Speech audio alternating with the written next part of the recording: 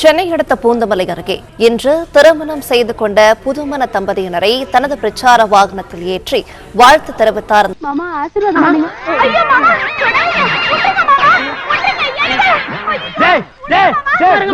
இது என் பொண்டாட்டிடா, இது நியாயமாடா அநியாயம் அடுக்குமாடா? கபடியில தீய வச்சிடாரு கருவாடிச்சிருக்கி இல்ல பேதியில போவான், அது என் பொண்டாட்டியில பேதியில போவான். மூஞ்சி மோரையும் பாரு, மூஞ்சி மோரையும். எத்தனை ஊர் பஞ்சாயத்தடா முடிச்சு வச்சு பாரு, நமக்காக அம்மட்டு போலும் பிள்ளை குட்டியோட வெயில்ல காத்து கிடக்குறாங்களே.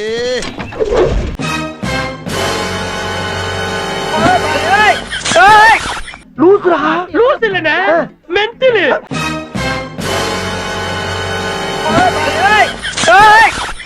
கிரிஞ்சி பண்ணிட்டீங்களா டாக்டர்? அதனால நான் சொல்றேன், நான் கிரிஞ்சி பூமரா மாறுறீங்களா? அப்படின்னா என்னதுப்பா? ஒரு வேலையை பார்த்து அதான் கிரிஞ்சி பூமர்.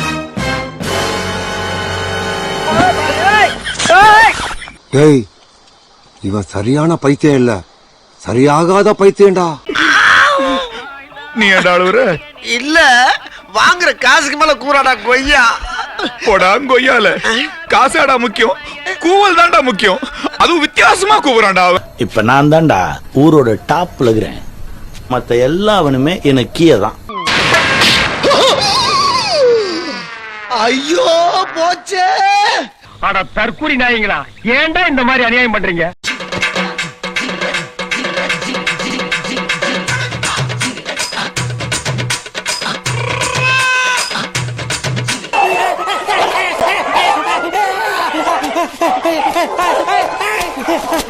செத்துடலாம் போல இருக்குங்க, தயவு செய்து விஜய்க்கு ஓட்டு போடுங்க. சாவு சாவும்ல, நீ சாவும்ல, செத்த போயில கையெடுத்து கும்பிடுறேன் ப்ளீஸ், தயவு செய்து ஒரு வாய்ப்பு கொடுங்க, ஒரே ஒரு வாய்ப்பு கொடுங்க.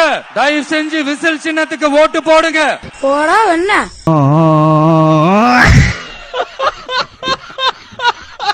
கையெடுத்து கும்பிடுறேன் ப்ளீஸ், தயவு செய்து ஒரு வாய்ப்பு கொடுங்க.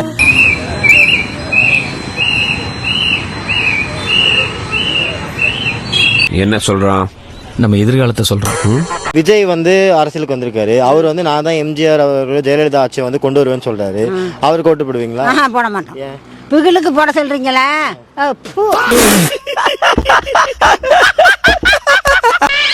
இந்த மதம் கொண்ட யானைய மண்டி போட வச்சு நீ நினைக்கிற மாதிரிலாம் ஒண்ணு இல்ல. ஏனே இப்படி பண்ற? நாங்களாம் இருக்கோம், விட்டுருவோமானே.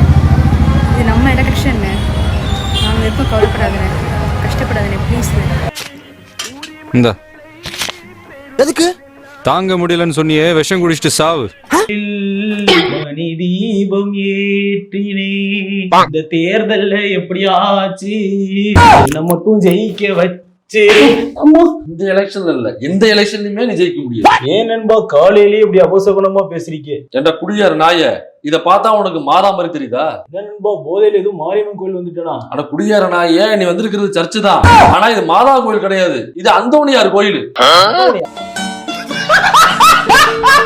பாருங்க மக்களே, அந்தோணியார் கோயில் எது மாதா கோயில் எதுன்னு தெரியாம இந்த குடியார நாய் போதைய போட்டு வந்து அந்தோணியார் கோயில்ல மாதாயன் கோயில்னு பாட்டு, அது உட்டி போட்டு வேற. பெரிய கட்டபொம்மை சிவாஜி ராத்திரி குடிச்ச போதலையாம மாரியத்தோல் வந்து முருகனை கும்பிட்டுக்கிட்டு இருக்காரு.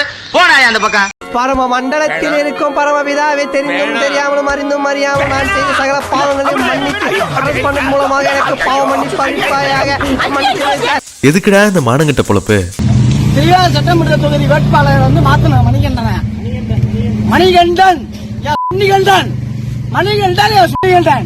ஒருத்தன் பைத்தியமா இருந்தா சமாளிக்கலாம், மொத்த பேரும் பைத்தியமா இருக்கான். இன்னும் பல பைத்தியங்கள் வேற வர இருக்கு. ஆஹா என்ன கணம் மங்கினி பாண்டியரே, இன்று மதிய உணவுக்கு இதை தயார் செய்து விடுங்கள்.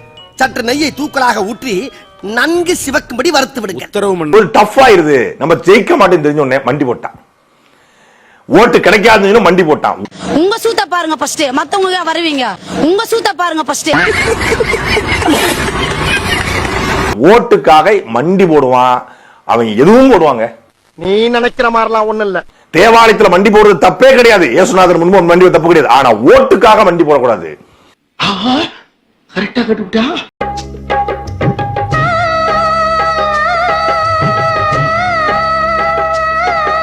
கிறிஸ்தவ மக்களை ஏமாற்ற மண்டி போடக்கூடாது. மண்டி போட்டு என்ன கேட்பீங்க? 41 பேர் கரூர்ல என்னை பார்க்க வந்து செத்து போயிட்டாங்க, அவங்கள நான் கொன்னுட்டேன் அப்படின்னு இயேசுநாதர் மண்டி போட்டு கேட்டீங்களா? நாடகம் விடும் நேரம் தான் உச்ச காட்சி நடக்குதம்மா. இப்படி ஓட்டுக்காக முட்டி போட்டு பிரேயர் பண்ணி இதெல்லாம் குட்டிக்காரனா அடிக்கிறியே, நீ முட்டி போட்டு கூட போக வேணானா? விலை உயர்ந்த சைக்கிள் வச்சிருக்க, விலை உயர்ந்த கார் வச்சிருக்க, ஏன் தனி விமானமே வச்சிருக்க. இதுல ஏதாவது ஒன்னுலயாச்சும் கரூர்ல பாதிக்கப்பட்ட மக்களை போய் பாத்துக்கலாம்ல. இந்த திருச்சியில ஒரு பையன் இறந்தான, அவனை போய் பாத்துக்கலாம்ல. உன் கூட்டத்துக்கு எத்தனை பேர் இறந்தாங்கல்ல, அவங்க யார் வீட்டுல போய் பாத்துக்கலாம்ல. ஏன்னா அப்படி எலெக்ஷன் வந்தோம்னா ஓட்டுக்காக இப்படி நடிக்கிற. நீ எவ்வளவு பெரிய ஒரு வேஷம் போடுறவன், ஒரு கபடதாரின்றது தெரியுதா? எலெக்ஷன் வந்துட்டா இப்படி மக்களை ஏமாத்துறதுக்கு என்னன்னா பண்ணலான்னு யோசிக்கிறியே. உன்னால பாதிக்கப்பட்ட மக்களை ஒரே ஒரு நாள் போய் பாத்துக்கலாம்ல. ஏன்னா உன்னால முடியல. நீ சினிமால நடிக்கல, அரசியல்ல நடிக்கிற. தாதிகா எப்போதுமே பெண்கள் பாதுகாப்புன்னு சொல்றாங்க. இது இந்த டாக்டர்னால பெண்களுக்கு பாதுகாப்பு இல்ல, இவருனால எல்லா பெண்களுக்கும் டேஞ்சரஸ். என்ன சார் எங்க மேல சந்தேகப்படுறீங்க? உங்களா சந்தேகப்படக்கூடாதியா, பார்த்த உடனே சுட்டு கொன்றுக்கணும்.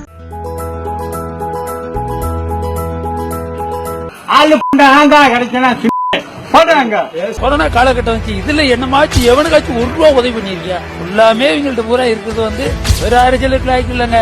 ஏறிக்கிட்டு போறவனே எவனை தான் சொல்லத்தான் செய்வான். ஆனா பூத்துல போய் ஓட்டு போட போகும்போதுதான் அவன் என்ன பண்ணுவான்னு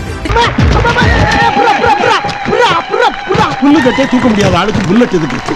முடிந்த தேர்தலில் அகில இந்திய மக்கள் கட்சி உள்ளது.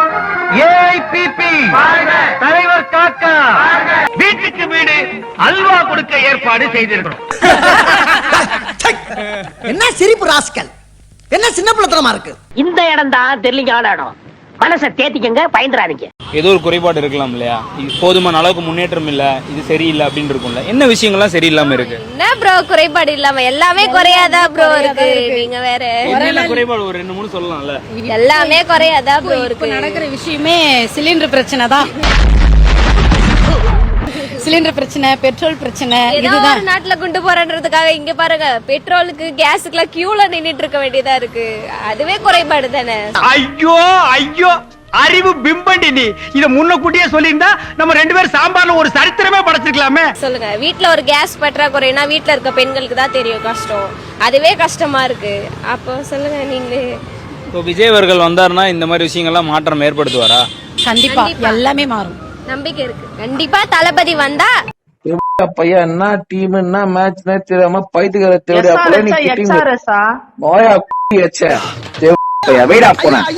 இப்ப நம்ம தற்கூரின்னு ஒரு டேப் ஓட்டுறோம்ல, இது அவங்க மாத்தலாம் இல்லையா? ஒரு கட்சியை அவங்க மாத்தலாம் இல்லையா? அது ஏன் ஒரு முன்னெடுக்க எதுவுமே செய்ய மாட்டாரு? அப்ப என்னன்னா இவங்க தற்கூரியாவே இருக்கட்டும், இதை வச்சு நம்ம வளர்ந்துலான்ற ஒரு திட்டமா அப்படிதானே பாக்குது. தமிழ்நாடு இந்த அளவுக்கு பின்தங்கி மறுபடியும் போகணும்னு நினைச்சு கூட பாக்கல. 50 வருஷம் ஆச்சு 2 திராவிட கட்சிகளும் போட்டி போட்டு இந்த ஸ்பேஸ உருவாக்கி நம்ம எல்லாம் படிச்ச மாணவர்களை உருவாக்குறதுக்கு. இப்ப வடக்கன்ஸ்க்கும் நம்மளுக்கு வடக்கன் ட்ரோல் போடுறோம், இங்க அங்கெல்லாம் நம்ம டிவிகே ட்ரோல்ஸ் போட்டுட்டு இருக்காங்க. அது பயமா இருக்கு. நாளைக்கு என் பிள்ளைய போயிட்டு தற்கூரின்னு சொல்லுவாங்களோ அப்படின்ற ஒரு பயத்தை உருவாக்குது. நாளைக்கு என் பிள்ளை படிக்குமான்னு டவுட் வருது எனக்கு. நாளைக்கு என் பிள்ளை என்ன ஆகும்? நாளைக்கு என் பிள்ளைய போயிட்டு டிவிகேன்னு கத்திட்டு இருக்குமான்னு தோணுது எனக்கு. டிவிகேன்னு கத்துறதுல எந்த பிரச்சனையும் இல்ல, அது கொள்கையோடவும் கருத்தோடவும் எல்லாத்தோடையும் மோதணும். எதுவுமே இல்லாம வெறும் தூய சக்தி மாஸ் டயலாக் பேசிட்டு இருக்கிறதுக்காக கத்துறதுல இதுல ஒண்ணுமே இல்லையே. நீ கேட்ட ஒவ்வொரு கேள்வி என்ன செருப்பால அடிச்ச மாதிரி இருக்குடா. மாதிரி இல்ல, உண்மையிலே செருப்பால தான் அடிச்சேன்.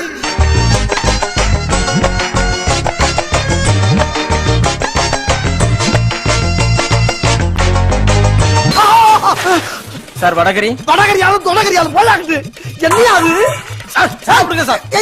எடப்பாடியில பிறந்தானா எல்லார் காலையும் விழுந்தானா. ஆண் பிள்ளை கால்னா அழுவானா, பொம்பளை கால்னா காலம் வாருவானா. கேப்பில கெடா வெட்டுவானா, வெட்டின கெடாவ குக்கர்ல போட்டு தின்னுவானா. திராவிடம்னா என்னன்னு கேட்பானா, ஆனா அண்ணா பேரை கொண்ட கட்சிக்கு தலைவனா. புத்தகம் நிறைய படிப்பானா, சேக்கிலார் தான் திருக்குறளை எழுதினார்னு சொல்லுவானா. அடிமை சாசனம் எழுதுவானா, நான் அடிமை இல்லைன்னு கத்துவானா. தமிழ்நாட்டையே விற்க தயாராகுவானா.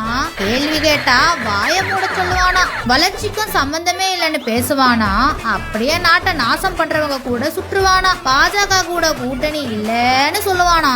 கடைசியில அவங்க காலிலேயே போய் விழுவானா. இங்கல எனக்கு இருக்கிற சௌரியமே வேற. எப்படி ராஜா பகவத் மாதிரி இருக்கா? உருளைக்கிழங்கு செல்லக்குட்டி எங்க போச்சு? கத்திரிக்காய் கூடையில தூங்க போச்சு. கத்திரிக்காய் எட்டி முதுகி அழுதுருச்சு அம்மா வந்து கொஞ்சினதோ சிரிச்சிடு. எனக்கு குழந்தை பிறந்திருக்கு, 5 மாசம் குழந்தை. அந்த குழந்தைய வந்து பார்க்க கூட விடல இந்த ஜிகே மணி ஐயா வந்து என் குழந்தைய கூட பார்க்கல. ஒரு குழந்தை எனக்கு இல்ல, நான் சொல்லி ஆவணம் இல்ல, நான் சொல்லுவேன். எனக்கு ஒரே ஒரு குழந்தை, அவனால பேச முடியாது. ஏன்னா அவன் போன வாரம் தான் சார் பிறந்தான். அவனால நடக்க கூட முடியாது சார், எதுவுமே பண்ண முடியாது. அழுவா, அம்மா பால் தூங்கிடுவான் சார். அது மட்டும் இல்ல, நான் பைக் எடுப்பேன், 1 லிட்டருக்கு பெட்ரோலுக்கு வண்டி போடுவேன் சார். 1 லிட்டர் போட்டா 1 லிட்டர் தான் சார் இருக்கு. ஸ்டார்ட் பண்ணு.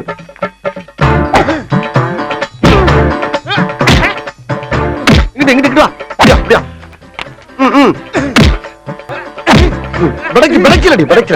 மண்டையில மட்டும் அடிச்சிடாத, குலக்கேசல் உள்ள போயிருவேன். சரியா? உங்க வீட்டு பிள்ளையா நினைச்சு எல்லாரும் என்னை மன்னிச்சிருக்க.